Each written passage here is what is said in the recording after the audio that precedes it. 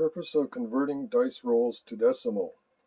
Cube dice have been in use for all of recorded history. Cube dice produce an outcome from 2 to 12. The probabilities vary from 1 in 36 for a 2 to a 6 out of 36 for a 7. Games such as craps and popular board games have been designed around this characteristic. But there are situations in games or in simulations when a 1 to 10 outcome or a percentage is preferable. Typically, all probabilities are estimated as a percentage. For example, the weather report will state that there is a 40% chance of rain. Or in baseball, player John Doe has a 0.15 batting average. An economist might offer the opinion that there is a 25% chance of a recession. It is easier to work in percentages when designing simulations. Another example is in random sampling. A quality control officer must test bottles of water rolling off a production line.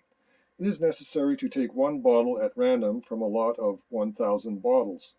She uses a random number generator and then pulls the 374th bottle out for a purity test. A traditional cube dice roll could not be used to generate a random number between 1 and 1,000. One advantage of a cube dice roll is that the outcomes resemble a standard bell curve. This is a well-known tool of statistics. For example, a golfer is practicing at the driving range. His average distance is 300 yards. However, most of the shots will not be exactly 300 yards. Out of 100 drives, 50 of the balls will land in the 295 to 305 yard range. 30 will be at 285 to 295 or at 305 to 315. The remaining 20 shots will be far short, below 285, or be unusually long at over 315. A tabletop game based on golf would then use dice rolls to calculate the driver distance. Computer-generated random numbers. Random numbers can be instantly generated by computers, but there is no way for an observer to verify the result. The computer may be pre-programmed to give a certain number or to slightly shift the odds. There may be a flaw in the programming that reduces the randomness of the result. It would take a complete decoding of the program and an examination of all the circuits in the microchip to check for cheating. This is obviously impractical. It is possible to cheat with dice. Loading the dice is a practice that was likely started soon after dice were first invented, or it may be the reason that dice games were invented in the first place, because it was possible to influence rolls by adding weights.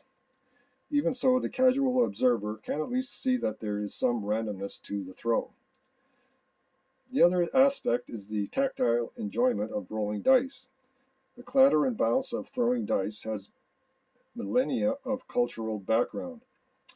Board games generally do not incorporate computers, even though that would reduce bookkeeping, probably due to the problem of cheating.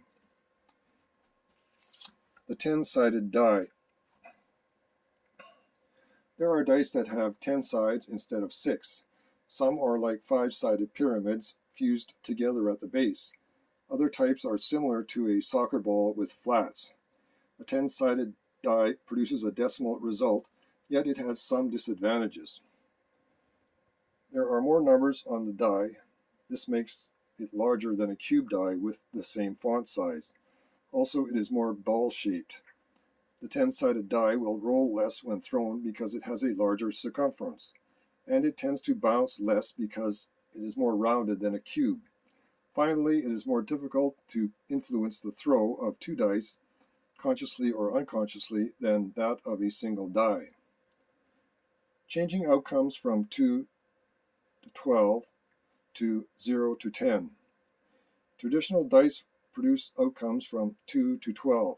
A decimal outcome is desired. A simple way to convert the dice roll is by subtracting 2. This would result in outcomes from 0 to 10. This method is commonly used in tabletop wargames. One of the most well-known is Squad Leader by the Avalon Hill Game Company.